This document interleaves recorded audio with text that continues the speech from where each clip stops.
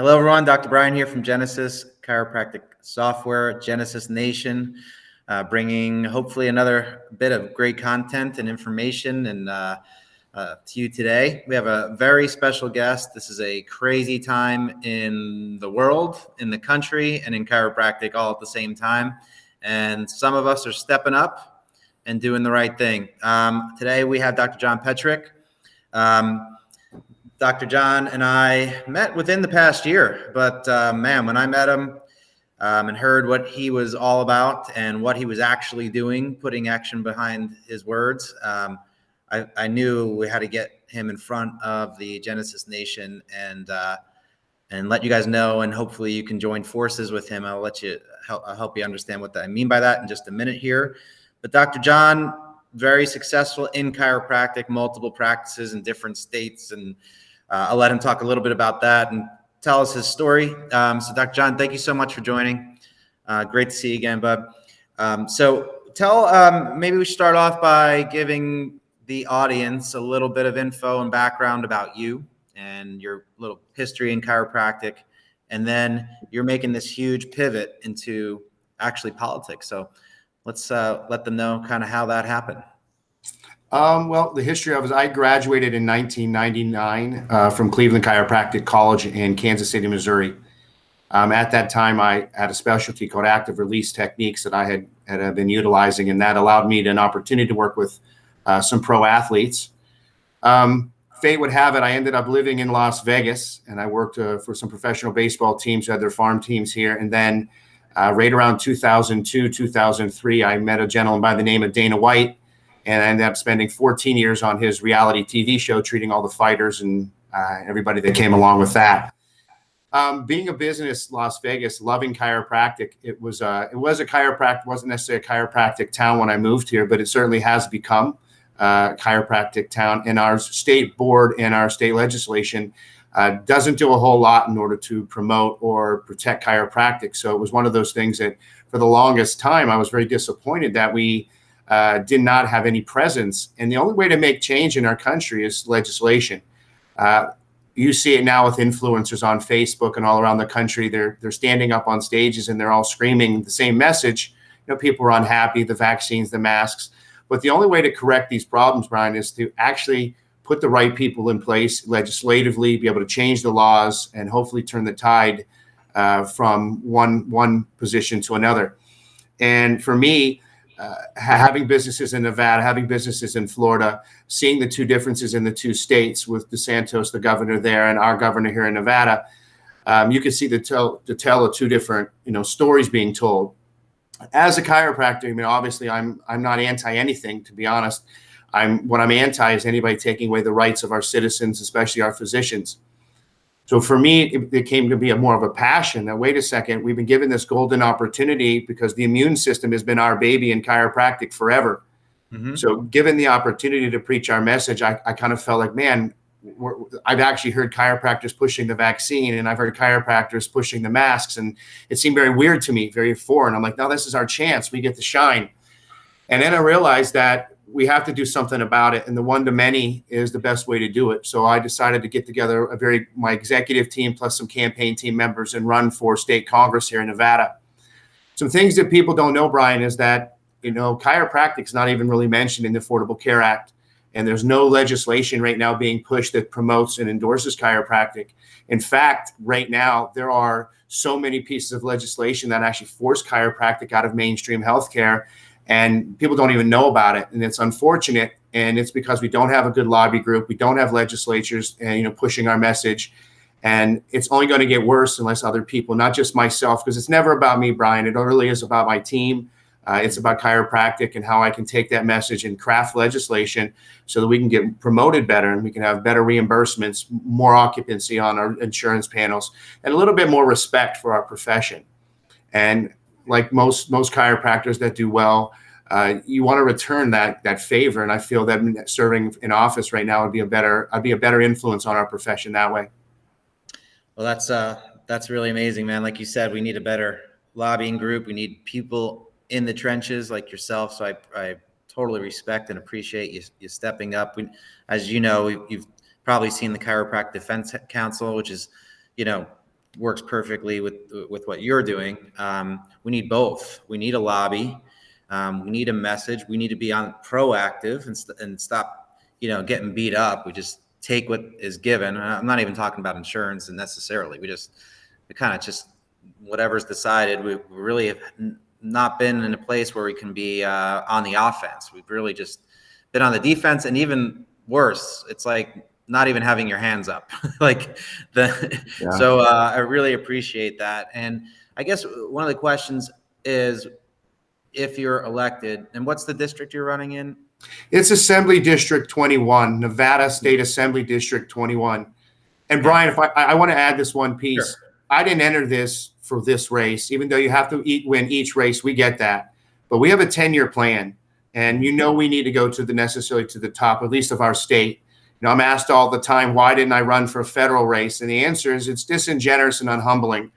I have to earn the vote. Authenticity has always been my currency. It's time to start smaller, grassroots campaigns, take back our neighborhoods, take back our communities, take back our schools. Yeah. In doing so, we're going to release that American spirit. But too often people want to get, excuse the expression, too big for their britches and run for bigger offices before they've ever held a post or, done anything. And we didn't. We wanted to run a small race first, take those communities and neighborhoods back, and then see where this takes us. But we do have a 10-year plan, but just the State Assembly District 21 is where we're starting. That's awesome. Whether it's state senate or governor or something like that at some point, like you said, you could see the difference in a state that has a governor that gets it. It's just, I happen to live in Florida, right? So it's like, I sometimes have to remind myself that it's such a huge, I was just on the phone with a friend right before this from California. They have a totally different life. They're thinking about how they're going to uproot their entire family and get out of there. And I'm lucky here, but that's how important this type of thing is. Maybe you can start to give us an idea of what you see as some of the biggest problems in healthcare or in chiropractic that can be affected by this. In healthcare in general, we all know that we have an inherently flawed healthcare system. It's predicated on profit. It's not predicated on diagnostically, preventing, and instead of prevention, it's always on treatment. We know that it's always been a kind of a sinister profession to be in. And chiropractic has always kind of danced around it. It's, for the most part, what you're seeing now is a violation of HIPAA rights. People now are having to tell whether they've been vaccinated or unvaccinated. Doctors are having to inform their patients that they should be vaccinated, even when it could be, against their health and not the best thing, suggesting, for their people's health. So you see a lot of that. I think in healthcare right now, you're seeing a lot of violations of people's rights inside of HIPAA. I also think there's a lot of problems with inside healthcare where now the government is mandating what we have to recommend to our patients, which is incredibly asinine to me. We should be in charge of our patients. We build that relationship of trust. Our patients trust us to give them the advice. And at no time do I ever remember chiropractic being pro-vaccine. The government is deciding who's essential and who's not essential. And you have to really ask why. Why is this happening? And there's some various, and I hate to call them, it's not a conspiracy theory. It's pretty much clear as the nose on our face what's happening. The mandates, the vaccines, now they're going to start limiting our travel, even to states that don't require the vaccine. So you can see that it seems to be a bigger play. So that's one of the biggest issues. Another big issue is ultimately the accessibility to healthcare.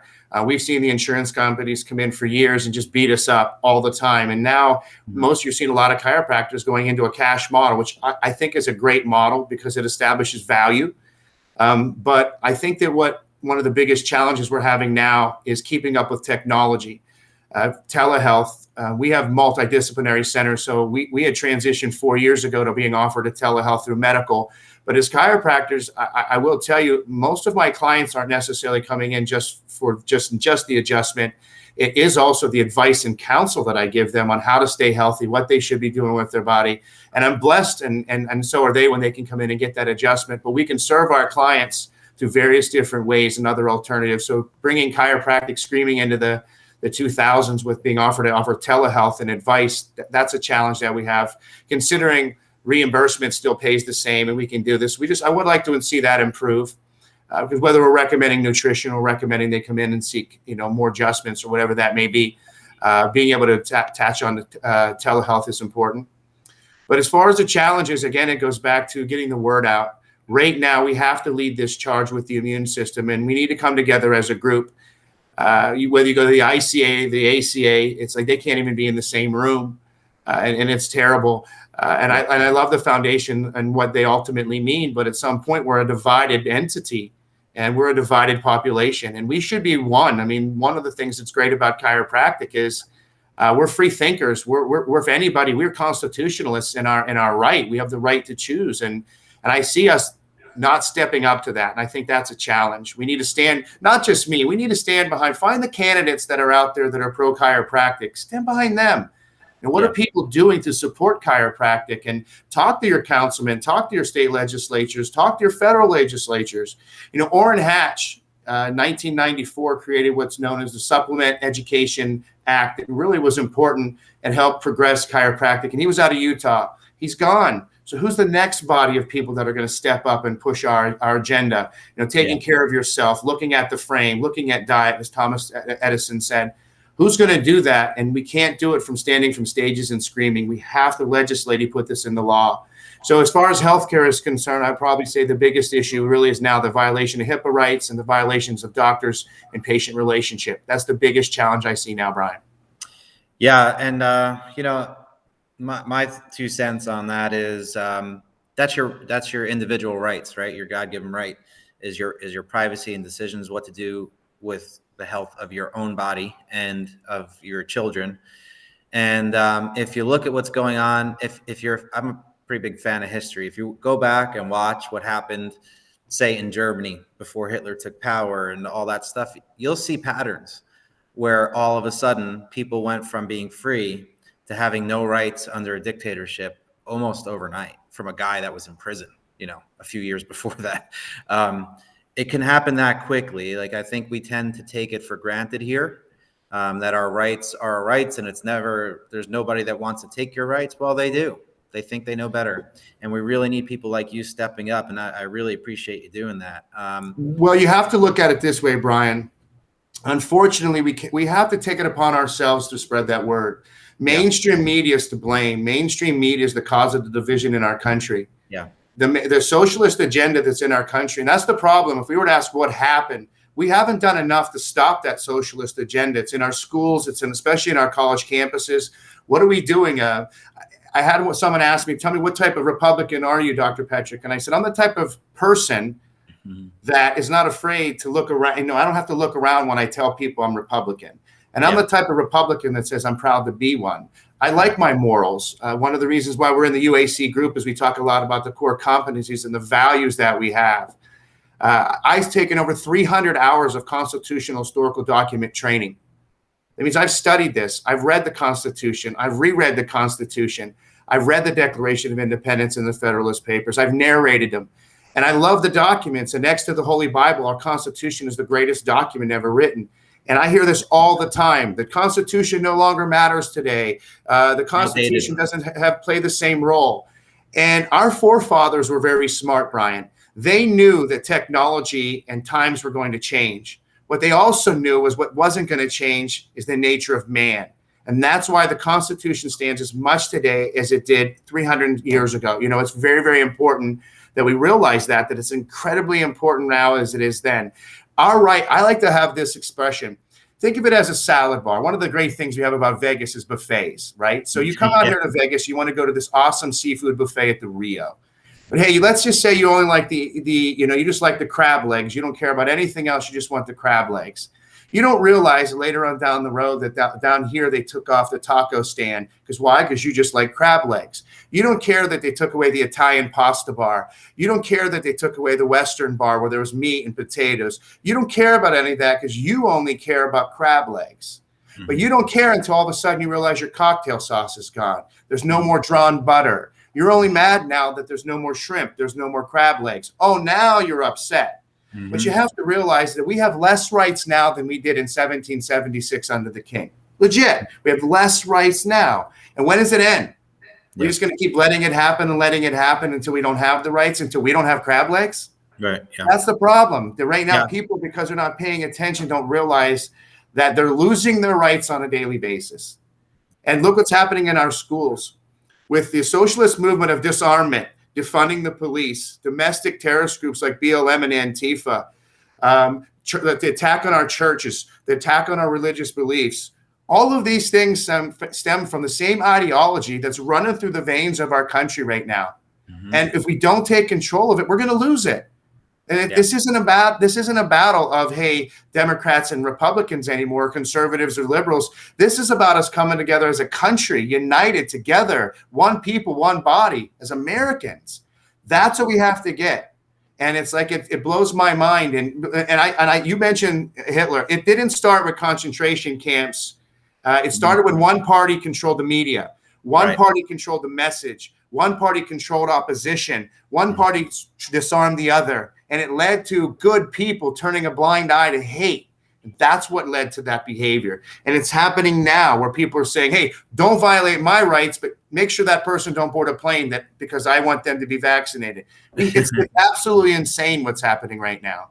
Yeah, and I fight it. I have practices. So it's like I have a full-time job and I am leaving that full-time job to serve the people. I am their servant. I am their weapon of freedom. And that's the most important thing that they have to realize. Well, man, hopefully everybody that's listening can feel the passion. I've gotten plenty of time with Jon, and I mean, obviously he's got the passion and the knowledge and the wherewithal, and he's committed. This guy's all in and articulate. He can speak for us. He could speak for us and people that are like us. So, but you got to win, right? So, tell me first of all, what are the odds in you winning? What's the competition really like? Well, I'm in a district that's about 50-50. Okay. Last year, we all know that electoral fraud occurred. That's what put Biden and Kamala in power right now. Neither of them are truly capable of leading our country, at least not without putting it in the hands of our enemies. So we knew that, let's excuse the expression, there was some skullduggery that went on in the previous elections. So having said that, I live in a 50-50 district. I have to maintain my vote. I have to send out snail mail to make sure that everybody living in my district is in fact living in my district and that they're still alive. Because we all know what happened in Nevada. I mean, we were one of the states that there was a lot of corruption. We dumped 186,000 mismanaged ballots on our Secretary of State. She did nothing. She was feckless. She did nothing to help the process. So one, we have to control the message. We have to control the media. We have to control ultimately getting the people to the votes. So once we snail mail it out to make sure our voter registration is clean, we now know who we're doing, who we're sending our stuff to. Then we allow our district to actually self-identify. We need our voters to tell us what's important to them, so I'm not blanketing everybody with something they don't care about. So for me, one of the biggest things for me that you cannot have our Second Amendment taken away. Mm-hmm. If we lose the Second Amendment, we lose all the rest because you can't protect the rest of the rights unless we have the Second Amendment. That's one of the things in place. But if you're somebody out there that doesn't care about the Second Amendment, I don't want to send you campaign literature about that. Maybe you have kids and you worry about guns in your homes, but so education is your piece. So once your constituency self-identifies, I now can target market through geofencing and targeting what their message is. Second piece is that, although I'm Republican, we have to unite. So when I head out to what would be considered opposition research and I'm meeting with other, people of other parties, I got to listen more. This isn't about me speaking all the time. Sometimes it's important because everybody wants to be heard, Brian. Yeah. So I listen, I educate. My platform is the Constitution of the United States. You got an issue with that? Read it. That's a very simple platform. People ask me, and I said, I don't care whether you're a Democrat or Republican. I'm here to protect your rights. Mm-hmm. That's it. So it's very, very easy for me. In my district, we got about 65,000 people per se. We hope to pull as many of those votes as we can. We target, we walk the district, we campaign. I mean, campaigning is a full-time job. We got banks of callers. We got banks of walkers, flyers, newsletters. My website is Dr. Jon, DRJON, number 4, Nevada.com. Most importantly, it takes effort and money to run for office, Brian. And I got tons of effort. It's the money piece that's probably the most difficult. I'm very seldom on a money grab, but you need money. You got to need money. People ask me all the time, why does it cost so much to run for office? I got 60,000 people. One mail piece is 15 to 20 grand. So you have to realize these prices add up and they get insane at a certain point. $17 million to run for state senate.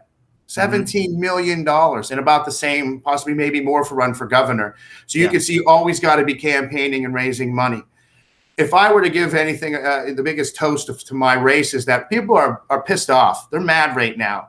And I hear it, I see it. So it's like I see this change and I see this switch of this pendulum falling towards that side of stop taking away my rights, start living inside the confounds of the Constitution, start usurping all your that energy on me. So I think it's my race to lose. We're extremely organized. We're extremely prepared. I had a campaign announcement on September 11th. Every year I do a thing called the Thin Blue Line event. And last year under COVID, we had 500 police officers attend our event, and it was for them because all the craziness was going on. This year, we did it on September 11th. We opened it up to all first responders, and we had 2,300 people show up to hear my campaign announcement. So I have a lot of following, and it's only because I had a reputation in the community of doing good and doing well. And I have nonprofits, so I've lived it. I wasn't one of those people, and most chiropractors are this way. They're involved in their communities, and I encourage them to get more involved. Get out there, know your candidates, something you can do. Host a party, donate to a candidate, do something. Because if you do nothing, and Edmund Burke once said that the triumph of evil only requires for good men to do nothing. Right. So I challenge you, what are you doing today to make your community a better place? What are you doing to make this country a better place? Because if you're doing nothing, then you can't sit back and complain, because you're the reason why this happened, because you didn't do anything. So I encourage my constituencies, walk with me, get involved. This is about a movement, Brian. They're mad, they're hurt, they're scared, and they need leaders to stand up. So that's my district. It's mine to lose. I feel very comfortable with where we're going. Every vote counts. And as I said, we have bigger aspirations down the road. But we got to win this race first. So that in that vein, every dollar counts, right? So absolutely you need the money for the support. I've already put money in, as you know. Yes, thank you. There's money, we all have money to spend, and we have, have to think about where to put it, where else better to put it.